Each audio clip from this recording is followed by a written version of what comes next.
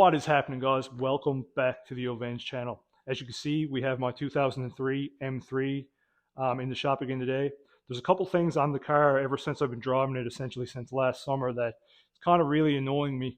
And I figured today would be a great day to address the situation. One of the issues that I want to address is kind of more of an aesthetic thing that we will kind of get to at the later of the video. But the first thing that really annoys me, we actually have a Squeaky accessory belt that I really want to fix. Essentially where this car was kind of in a front end collision, I had to replace every pulley, every idler on the front of the engine, along with the belt as well. And unfortunately, the one thing that I'd never changed or never really thought was going to be an issue was the alternator. Now, essentially, when this car got into the accident, it was put in the back of a shed or garage, probably about an hour away from here. And it sat there for probably 10 or 11 years, never cranked over, never idled, never did anything. So that pulley, unfortunately, got really rusty, and I'm hoping it's just surface rust, but what I'm actually afraid is going to happen, besides the whole squeaking thing and the annoyance of it, is that I'm afraid it's just going to eat my belt. So instead of going and purchasing a new alternator, which is probably going to be like $500, especially where it charges, it works perfectly, we're going to try to take the alternator off the car today and see if I can clean that pulley up, because I can't really get at the pulley on the car. So let's go ahead, start it up. I'm going to show you what it sounds like right now, which is absolutely terrible.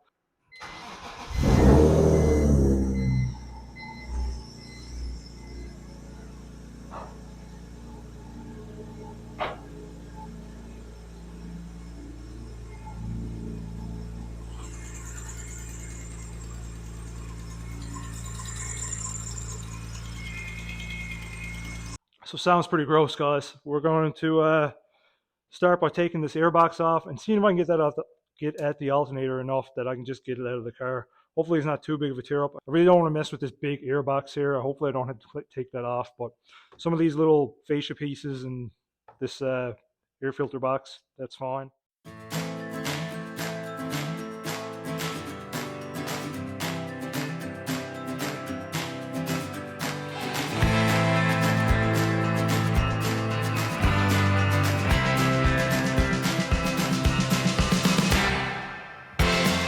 Alright guys, so we got the alternator off. As you can see, there's a little bit of surface rust. It was not as bad as what I was kind of thinking it may have been.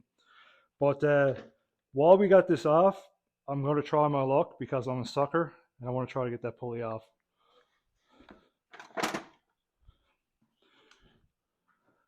You can even see that like it's just eating into the belt. So we really need to fix this. Okay, well that came kind of easy. I'm actually speechless because nothing usually comes apart that easy. But that makes it pretty easy. We can kind of go ahead and clean it up and hopefully we can go from there. So guys, as you can see, we have this pulley in my chuck itself here on the lathe. And I'm going to try to clean it up with a bit of brass brush and just a little bit of sandpaper in the grooves, and let's just see if we can get that. We'll see if we can get that kind of surface rust just kind of broke away from the pulley itself and see if we can clean it up a bit. Just got to be super careful with this. We have it up on 1,000 RPM, and yeah, we'll see how it works out.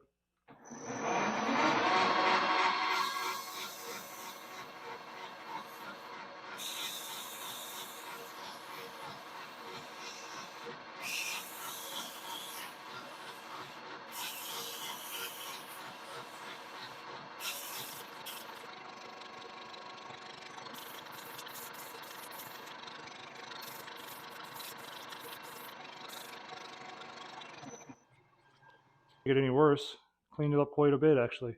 So I think I might do that a couple more times and see if I can get all that surface rust off, and we'll slap it back together.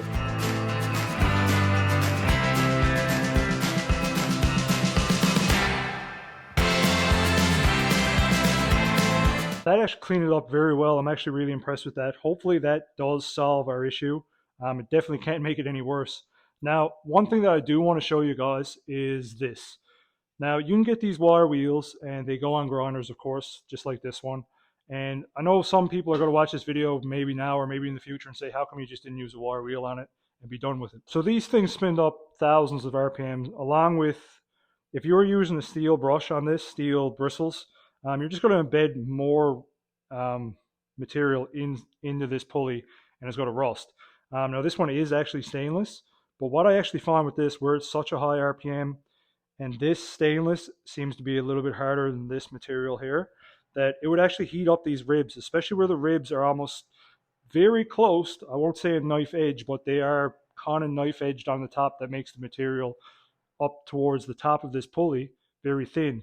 So I feel if you were going to use stainless on this, it would just heat up the ribs of this pulley to the point that it may deform them just enough that it may do damage to your belt, probably more so than what the actual rust was doing. So I didn't want to do that. Maybe once again, that's me overthinking it. Maybe it wouldn't have done anything. Maybe people have done that for years. But that's my story and I'm sticking to it.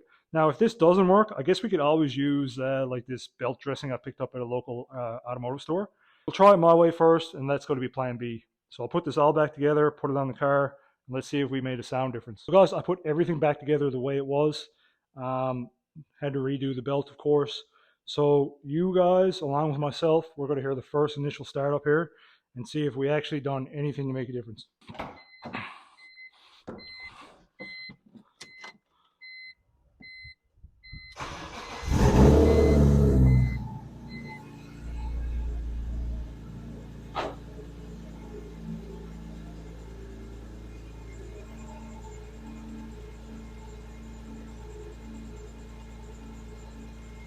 So there's still a bit of a squeak there. I'm not sure if the microphone's picking it up, but it's a million times better.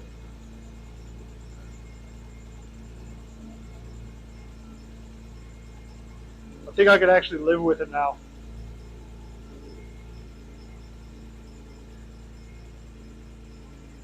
Cool.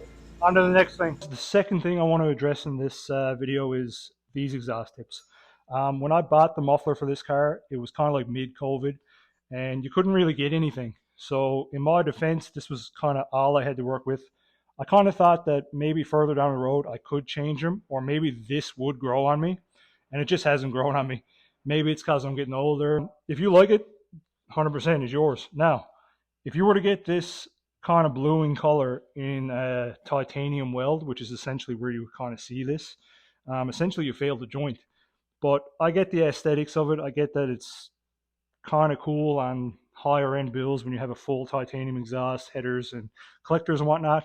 But when it comes to stuff like this and it's just the tip, it's just not for me, guys. So what we're going to change out, we're going to put these polished aluminum tips on here.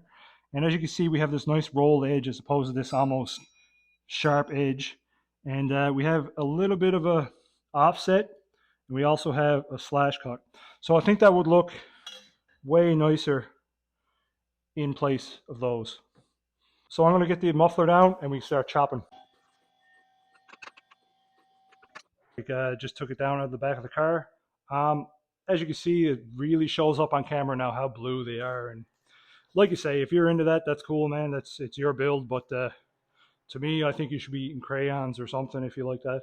But what we're going to be doing is I'm going to cut this collector off here essentially, and I'm going to have to cut this piece right here and butt weld it back together.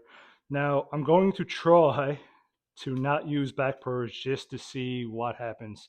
When it comes to tubing like this, especially on a butt joint, you're going to really want to use back purge, where you fill essentially this pipe with argon, and then your shielding gas is also argon. Being that this is such a big piece of pipe, I don't really want to waste all my argon on that. Cut this off first, cut that one, and go from there. So guys, as you can see, I kind of done one here just to get a kind of feel for it. This pipe here, especially where I cut it, is very, very thin, and it didn't take the heat very well. Now, if I wasn't a cheapskate, the best thing to do for this is back purge. 100% on stainless, guys. And that's kind of how you get these nice golden welds. Especially on a butt joint, you need purging gas and back purge. But I'm being cheap and I'm not doing it. So it's going to be like kind of sugary. It's not looking as nice. I think what I'm going to do, I'm going to cut this next one off. I actually had to cut about 2 inches off this one, as you could probably see in the video. And so one thing I am trying to do is I'm trying to utilize my table as kind of a straight edge. I know if 2 of these tips are touching, then 2 of these tips are touching. So as of right now, everything seems to be lined up fairly well. just going to have to cut this one off now and kind of eyeball it and do a test fit on the car and see how it looks.